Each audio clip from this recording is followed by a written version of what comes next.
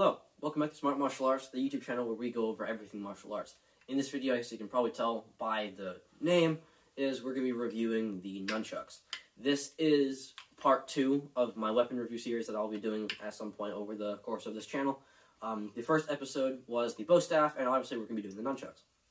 And as it's part of that series, the criteria is going to be kept the same. We have multiple ways to use, harm to self, ease of learning, and then the practicality that we'll be going over. And jumping right into it, I'm going to try not to hit things behind me. I probably will, but we'll figure that out when it comes to it. But the first category was the ways to use, multiple ways to use. And I think there are definitely a lot of ways to use this. Starting off with just them being closed, you have just the normal baton way, you just hit things. You have a block. I guess if you want to hold it like this, you can block with it. You could trap, you could wrap it around, pull people in, bang, anything like that. And then when it's open, if it's a chain and versus like a blunt, smaller object, you could catch it in the chain and kind of trap it like that. You can obviously hit with it. You can keep people away. So definitely a lot of ways to use the nunchuck. Not all of them have to be striking. As I said, I think probably the most common would just be the figure eight or the circle, whatever you want to call it. Figure eight is what I call it. And this is just to get people the hell back. Like, hey, back, I'm not doing this right now. And then the strikes that I know are the, I guess the side here, where you kind of just whip it out. And then from the same position, you can go down. I guess you can go up too, but that's kind of sketchy, because I'm not sure what that would do if you hit something with it. But definitely side to side and then down. And then you also have the clearing. You can do this. You can circle it. You could, if you had two, you could alternate like this. You could do anything like that. You could also have one be like a normal stick and have one open. So you kind of alternate with that, of course, if you have two. So multiple ways to use. 100% there are a lot of ways to use the nunchucks. Moving on to the second one, harm to self. When I was making this criteria for the first video, harm to self, the category, was put there because of the nunchucks. Anyone who's used nunchucks for a long period of time has definitely hit themselves in the elbow, back of the head, knee, back, and you also do hit yourself in general. So harm to self, if you're not careful, like your lapse in concentration, you're going to hit yourself if you're doing a form. In a fight, though, like this strike here, it's not going to bounce back and hit you. Hard to Hurt did that. They tested a bunch of stuff, and if you just follow through with it, you're not going to hit yourself. It's not going to bounce back and smack you in the face. So in a fight, as long as you're paying attention and you know what you're doing, you're probably not going to hurt yourself. But if you're doing a form, demonstration-wise, and you're going really fast and you get too confident or you just don't pay attention, yeah, you're probably going to hurt yourself. It's also, like, with these ones, the speed chucks, it's the same sound no matter where you hit. So anyone in my dojo, if, like, the black belts are when you start using these for a long time, if you hit yourself, everyone is like, that sucks. We all know what that sound is. So, harm to self, yes, in certain scenarios. Alright, the next category is the ease of learning. And that's kind of where you get the split from this with the bow staff. These are the harder ones to learn, because if you don't really know what you're doing, you lose control, and you're going to hit yourself, or hit other people, or they're going to fly out of your hand, or it's just going to be an overall mess.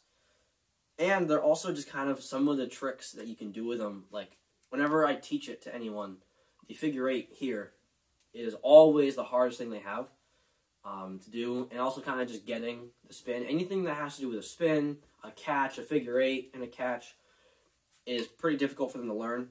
But there are also times where I've had people who I've just given the nunchuck to, and they just want to know something, and I've said, hey, do this, and they get it, like, second or third try. So it definitely depends on the person. But overall, my experience, teaching the nunchuck, the more advanced things, I guess, the nunchuck is harder, much harder than the bow staff. But because they're smaller and, you know, they're handheld, you don't have to have a whole lot of space for it, that's easier. Like, you could practice these at home a lot easier than you could with the bow staff. Because I could do them down here pretty safely. And this is kind of a small place. So ease of learning has its moments. Some of the things are tricky, but then there's also the fact that they're smaller. And you could do them at home. You could practice easily, more easily than with the bow staff. But then the tricks with the nunchucks are more showy and a little bit more difficult in the bow staff. You can't, I can't really do anything too flashy with the bow staff, but I can kind of do flashy things with these, especially as they're kind of reflective. I'm not sure if it'll work, but they are reflective with the chrome on them. So, ease of learning, definitely harder than the bow staff, but once you get them and you kind of understand how they work, you kind of can pick up tricks a little bit easier. Alright, the next category is, and the last one, is the practicality. And that's kind of where these, again, go away from the bow staff. The bow staff, or the bow, I guess, because bow staff is the same thing, staff, bow. But you can just go outside. I can go outside right now and come back with a stick that would work as a bow staff. But I'm not going to go outside and find something that looks like a nunchuck. Like, this is not a natural occurring thing. This is man-made.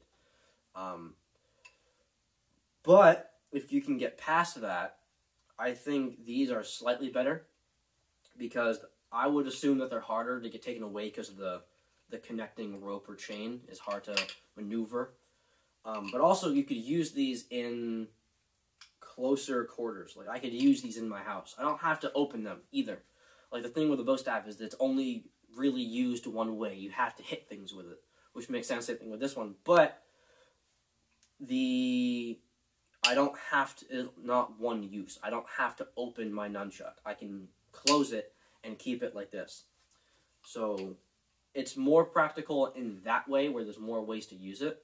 But also, you're not going to just find these anywhere. You're going to have to either make them or buy them from somewhere, and that's just kind of not fun. And also, even if you have them, like if you own them, you're not going to carry these. You're not going to have a belt or a gi or something like that. You're not going to walk around with these with you. You're probably not going to have them in your car either, as in most states they are illegal. And then also, I forgot to mention this in the very beginning part, multiple ways to use. These are definitely blunt objects, unless you could, again, get the edges of the nunchuck at the very end. So you kind of have that to worry about too. You're not really going to cut any of this. This is going to be a lot of a hard-hitting thing, and you're probably not going to do it too much damage, really, if you have nunchucks. Because if you walked out with these, everyone is going to know what they are. Like, you're not going to be like, oh, hey, what's that? And then, bang, you get hit in the face. No, everyone's going to know what these are. So that's another reason why they're a little bit less practical. I mean, I guess everyone knows what bow staff is, but shut up. So, I think that's it. I think that's all I have for the nunchuck review. I hope you guys enjoyed it. I didn't watch the other one, so I didn't know the exact layout, but I know I have the same categories, and I hope it makes sense. As I said, the next video will be me talking about a little bit tips and tricks to make nunchucks work a little bit easier in your hands. But until then, I hope you guys enjoyed the video. Leave comments, like the video, subscribe to the channel, and have a good one. I'll see you next time.